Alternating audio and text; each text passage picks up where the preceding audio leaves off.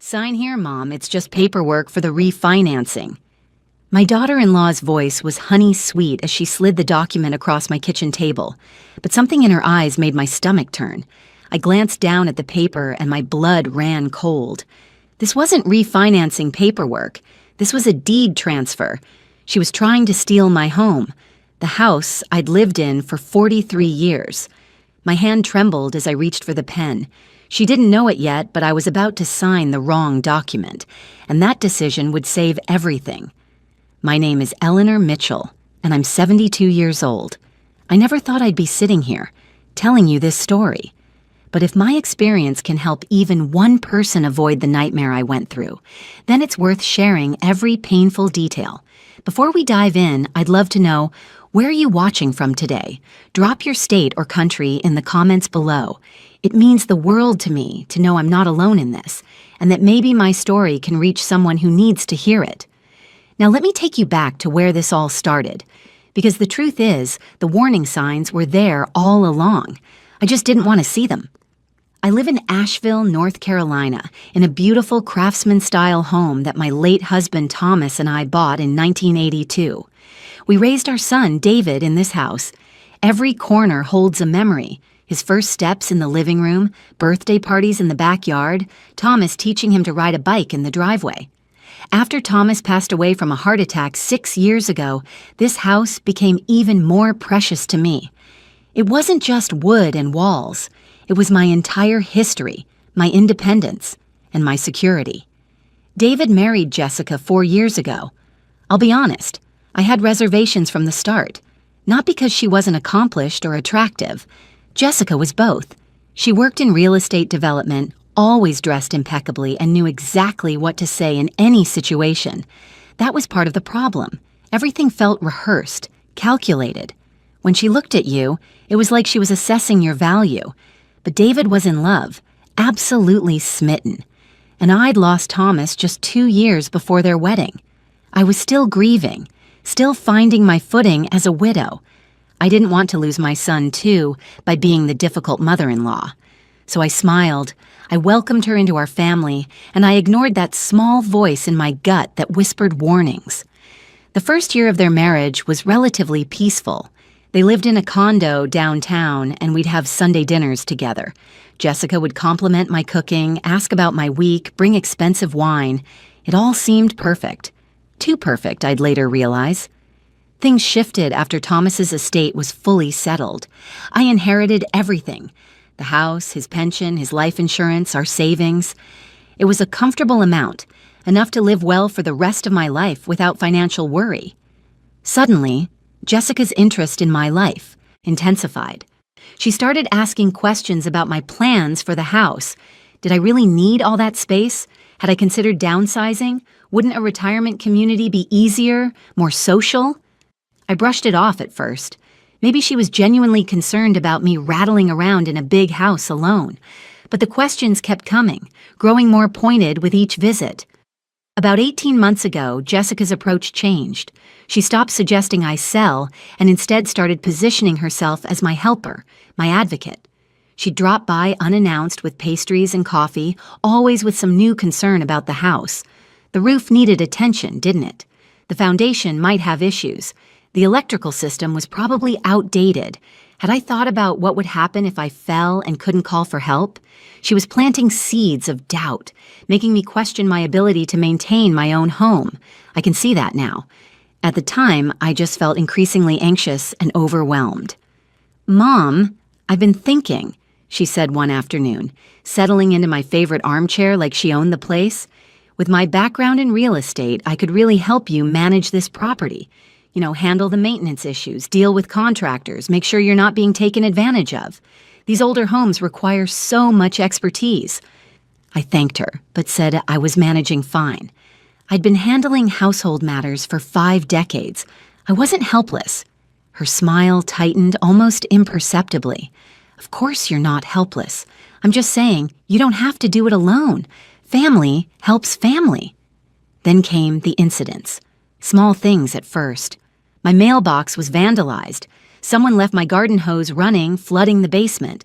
A contractor showed up claiming I'd called him about emergency foundation work I hadn't. Each time, Jessica was right there, expressing concern, offering to take over some of the burden of homeownership. I'm not a paranoid woman, but I started to wonder, were these coincidences? Or was someone trying to make me feel unsafe in my own home? My friend Barbara, who I've known since David was in elementary school, noticed the change in me. "Eleanor, you seem on edge lately," she said during our weekly lunch. "Is everything okay?" I confided my concerns, not about Jessica specifically, but about feeling overwhelmed and questioning whether I should consider selling. Barbara, bless her heart, looked me straight in the eye and said, "Eleanor Mitchell, you love that house. You've never once mentioned leaving it until recently. Who's been putting these ideas in your head?" That question haunted me, because the answer was obvious. Jessica. 3 months ago, things escalated dramatically. Jessica called me on a Tuesday morning, her voice urgent. "Mom, we need to talk about something important. Can David and I come over tonight?" They arrived at 7, Jessica carrying a leather portfolio that immediately made me nervous. David looked uncomfortable, avoiding eye contact. That should have been my biggest red flag. "Mom," Jessica began, her tone taking on that patronizing quality that sets my teeth on edge. "We've been doing some research, and we're really concerned about your financial security. If something were to happen to you, the estate taxes on this house would be astronomical. David would lose a huge portion of his inheritance just to taxes. It would be devastating." She pulled out printouts, charts, articles about estate planning. It all looked very official, very frightening. I'm educated. I was a high school English teacher for 35 years, but I'm not a financial expert, and she knew that. "There's a solution," she continued, sliding papers across the coffee table. "If you transfer the house into David's name now, it would avoid all those taxes. You'd still live here, of course. Nothing would change for you. It's just a legal protection, a way to secure David's future." David finally spoke up. "Mom, Jessica's been studying this. She's really found a way to help us all." "Help you all?" I repeated slowly. "Or help Jessica?" The temperature in the room dropped 10 degrees. Jessica's smile remained fixed, but her eyes went cold. "Mom, I'm hurt that you'd think this is anything other than looking out for family. I'm trying to protect what Thomas worked so hard for." "Don't you dare use Thomas's name," I thought, but I just said I needed time to think about it, to consult with my own attorney. "Of course," Jessica said smoothly, though I should mention, the longer you wait, the more complicated it becomes. These estate tax laws could change any time, but take your time. We just want what's best for you. They left, and I sat in the silence of my home, feeling sick. Something was very wrong. I called my attorney, Martin Holloway, first thing the next morning. Martin had handled Thomas's estate and had been our family lawyer for 20 years. "Eleanor, do not sign anything," he said firmly after I explained the situation. "Estate taxes aren't the issue they're making them out to be, especially with current exemption limits. This sounds like a transfer of ownership, period. If you sign that house over, you'd have no legal claim to it. They could sell it, evict you, anything. Don't do it." His words confirmed my worst fears. This wasn't about protecting me or David. This was about Jessica getting control of my most valuable asset. For the next 2 weeks, Jessica called daily. Each conversation followed the same pattern. Casual chat that would inevitably circle back to protecting the house and thinking about David's future. The pressure was relentless. Then she changed tactics. She started coming by when David was at work, always with some excuse. She needed to borrow a serving dish. She wanted my recipe for pot roast. Each visit included a comment about the house. "These hardwood floors are gorgeous. Must be worth a fortune. The lot size alone is probably $300,000. She was assessing, calculating, claiming. I confided everything to Barbara, who suggested I might be overreacting. "Maybe she's just trying to help in her own way," Barbara offered gently. "You know how young people are with money, always worried about planning ahead." But Martin disagreed. "Trust your instincts, Eleanor. I've seen cases like this. Family members who see an aging parent as an opportunity rather than a person to protect. Document everything. Don't sign anything without me reviewing it first, and consider what your boundaries need to be with Jessica. I started keeping notes. Dates, times, conversations. I felt ridiculous, like I was spying on my own family. But the knot in my stomach told me I needed evidence of what was happening. 3 weeks ago, Jessica showed up unannounced on a Thursday afternoon. She was carrying another portfolio, and her expression was different, more confident, almost triumphant. "Great news, Mom," she announced, letting herself in without waiting for an invitation. "I found an even better solution. Instead of a full transfer, we can do a refinancing that will lower your monthly expenses dramatically. It's complicated paperwork, but I've already filled most of it out. You just need to sign in a few places." My heart started racing. This was it. This was the real push. "I thought we were talking about a transfer," I said carefully. "This is better. It keeps everything in your name technically, but gives David and me the ability to help manage things. The bank needs authorization to work with us on your behalf. It's standard stuff for RIA fees, especially for homes this valuable." She was smooth. I'll give her that. The words flowed like honey, designed to confuse and reassure simultaneously. "Why don't you leave the papers here, and I'll look them over with Martin," I suggested. Her mask slipped for just a second. Irritation flashed across her face before she recovered. "Mom, Martin's great for general stuff, but this is specialized mortgage work. The broker who prepared these is expecting them back by tomorrow. The rates are locked in, but only until then. After that, we'd have to start over, and you'd lose thousands in savings." The pressure, the urgency, the manipulation, it was textbook, and I was done playing along. "Okay," I said quietly. "Let me get my reading glasses." I walked to my bedroom, my mind racing. This was the moment. She was going to pressure me to sign something that would steal my home. I needed proof, and I needed a strategy. My hands shook as I pulled out my phone and texted Martin, "SOS, Jessica here with papers. Says refinancing, but I don't trust it. What do I do?" His response came immediately. "Do not sign. Stall her. I can be there in 30 men. But I knew Jessica wouldn't wait 30 minutes. She'd sense something was wrong and leave with the papers. I needed them. I needed evidence of what she was trying to do. Then I remembered something. Last year, David had left some work papers at my house, blank documents from his accounting firm that I'd tucked in my office desk drawer, meaning to return them.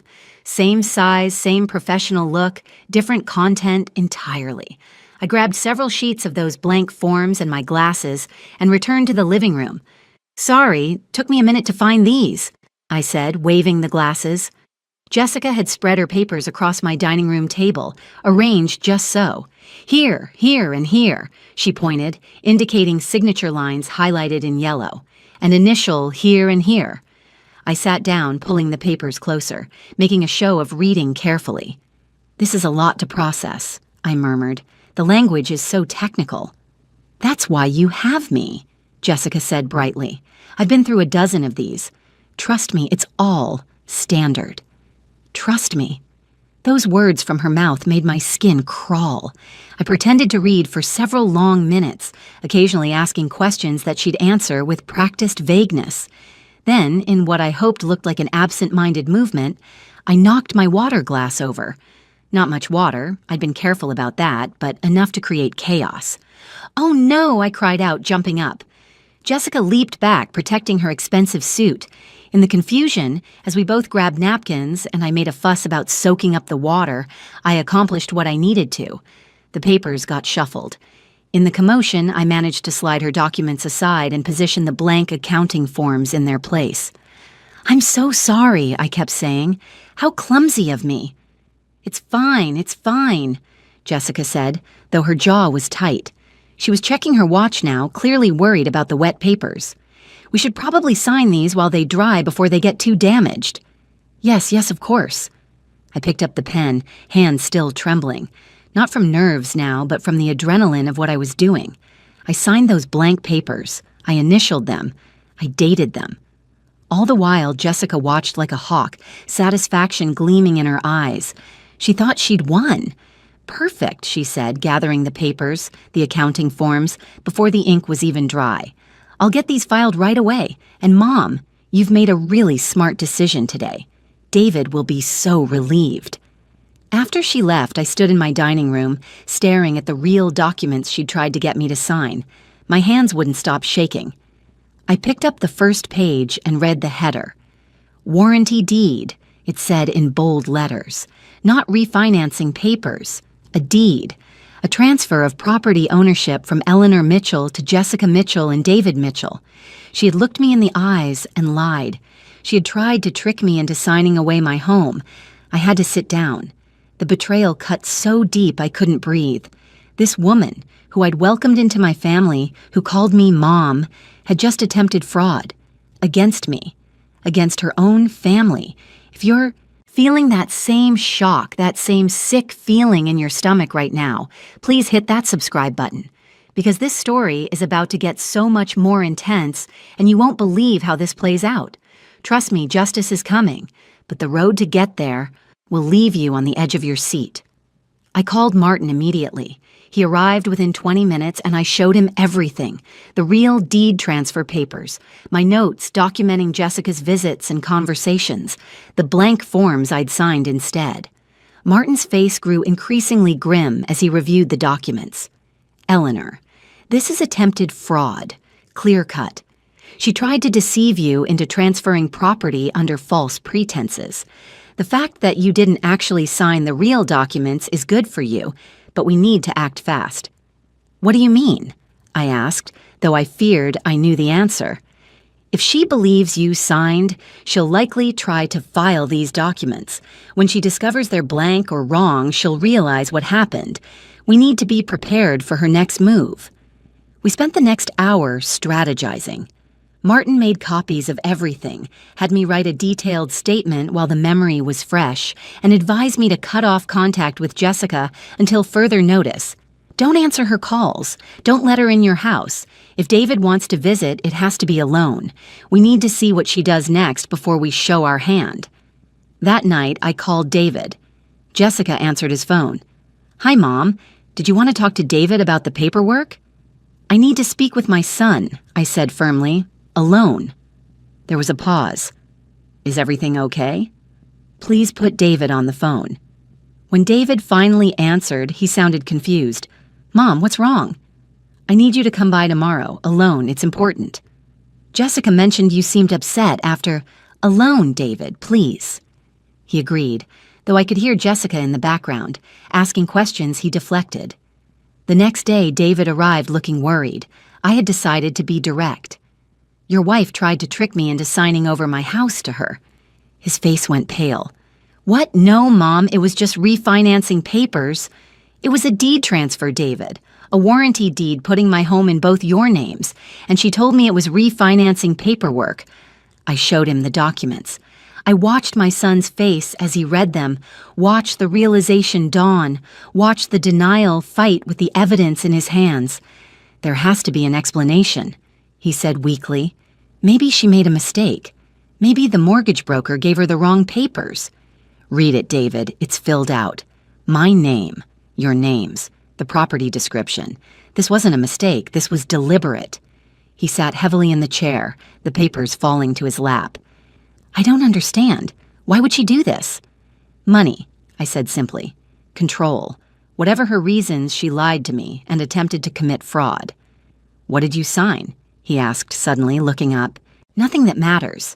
I didn't sign her papers." Understanding flooded his face, followed by something that looked like relief, then horror. "What's going to happen?" "That depends on what Jessica does next." We didn't have to wait long. 3 days later, a courier arrived with a certified letter. I signed for it with Martin on speakerphone, my hands shaking as I opened the envelope. "Notice to quit premises," the document read. Jessica Mitchell and David Mitchell, as owners of the property located at 247 Maple Grove Road, Asheville, North Carolina, hereby notify Eleanor Mitchell that she is required to vacate the premises within 30 days. She was trying to evict me from my own home. I couldn't breathe. The audacity, the sheer cruelty of it. She truly believed she owned my house. That meant she'd filed the fraudulent deed somehow. But how? Martin's voice cut through my panic. "Eleanor, listen to me. This is actually good news. She's made her move. Now we have her." "Good news? She's trying to throw me out." "A notice to quit with no legal standing. She's overplayed her hand. She must have filed the false deed, which means we have her on record committing fraud. We're going to the courthouse today." At the Register of Deeds office, we discovered exactly what had happened. Jessica had indeed filed a deed transfer, but not the one I'd supposedly signed. She'd forged my signature on a completely different document, one that didn't even match the forms she'd brought to my house. She'd gotten sloppy, arrogant, too confident in her own scheme. Martin photographed everything, requested certified copies, and immediately filed a complaint with the county prosecutor's office for deed fraud. We also filed an emergency motion in court to void the fraudulent deed and to restrain Jessica from taking any further action regarding my property. That night, David called. He was crying. "Mom, I didn't know. I swear I didn't know what she was doing. She told me you'd agreed to put the house in our names for estate planning. She said it was your idea. I never saw the papers. I never—" His voice broke. "I'm so sorry." Part of me wanted to comfort him. He was my child and he sounded devastated. But another part of me was angry. You never questioned why she was handling it all? Why she wouldn't let me work with my own attorney? You didn't wonder why I'd suddenly decide to give up my home? She said you were struggling, that you'd asked for help, but were embarrassed to admit it to me directly. She made it sound like she was protecting your dignity. He let out a bitter laugh. I was so stupid, so blind. Where is she now? She's acting like everything is fine. She's planning what furniture we'll keep, what we'll sell. She's talking about renovating, like you're already gone. His voice dropped to a whisper. What kind of person have I married?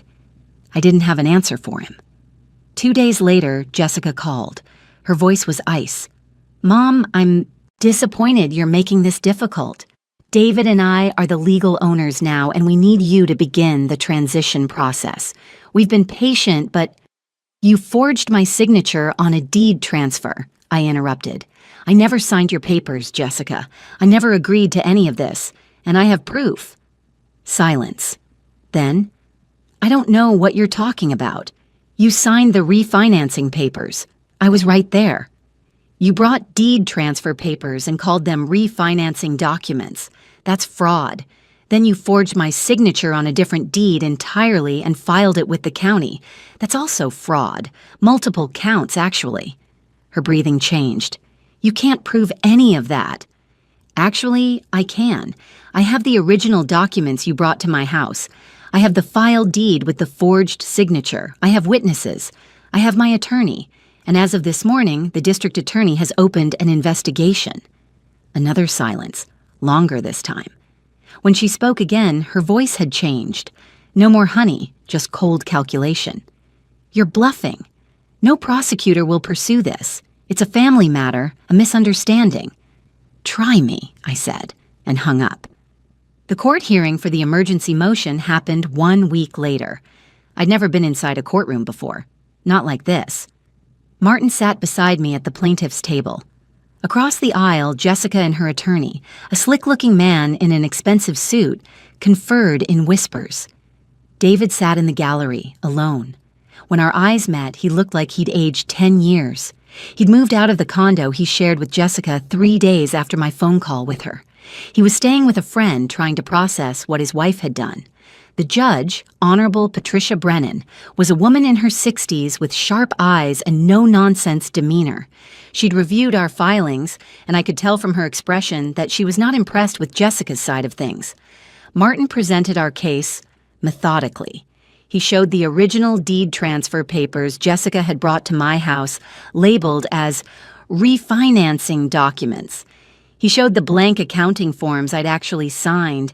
He showed the completely different deed that had been filed with the county, one I'd never seen before, with my signature forged. He presented my written statement, documented timeline, and character testimony from Barbara about the changes in my behavior during Jessica's escalating pressure campaign. It was damning, absolutely damning. Jessica's attorney tried to argue that it was a misunderstanding, that Jessica had been trying to help with estate planning, that there was no criminal intent. but his arguments fell flat when Judge Brennan asked pointed questions. "Counselor, your client filed a notice to quit, attempting to evict Mrs. Mitchell from property that Mrs. Mitchell has owned for over 4 decades. On what basis did your client believe she had the right to do this?" "Your Honor, my client believed the property had been legally transferred based on a deed with a forged signature. We dispute that the signature is forged." "I have 3 handwriting experts who say otherwise," Martin interjected, all willing to testify. Judge Brennan held up her hand. "I've seen enough. The deed filed on October 15th is hereby declared void. Mrs. Eleanor Mitchell is the sole legal owner of the property in question and shall remain in undisturbed possession of said property. Ms. Jessica Mitchell is restrained from attempting any further actions regarding this property and is ordered to cease all contact with Mrs. Mitchell pending the outcome of the criminal investigation." The gavel came down. Jessica's face went white, then red. She stood abruptly, her attorney trying to quiet her, but she turned to look directly at me. "This isn't over," she said. "You're a bitter, paranoid old woman who can't stand that your son loves someone more than he loves you." "Ms. Mitchell!" Judge Brennan's voice cracked like a whip. "You are dangerously close to contempt. Sit down and be silent." But Jessica wasn't done. "You have no idea what I'm capable of. You think you've won? You've just made an enemy you can't—" "Bailiff, remove Ms. Mitchell from my courtroom," the judge ordered, "and add a contempt charge to whatever else is coming her way." As Jessica was escorted out, still ranting, David dropped his head into his hands. The woman he'd married had just revealed her true nature for the entire court to see. After the hearing, Martin and I stood on the courthouse steps. "The criminal charges will take time to work through the system," he explained, "but the civil matter is settled. Your home is secure. She can't touch it." "What will happen to her?" I asked. "If convicted on the fraud charges, possibly prison time, certainly probation, restitution, fines. Her real estate license will be revoked.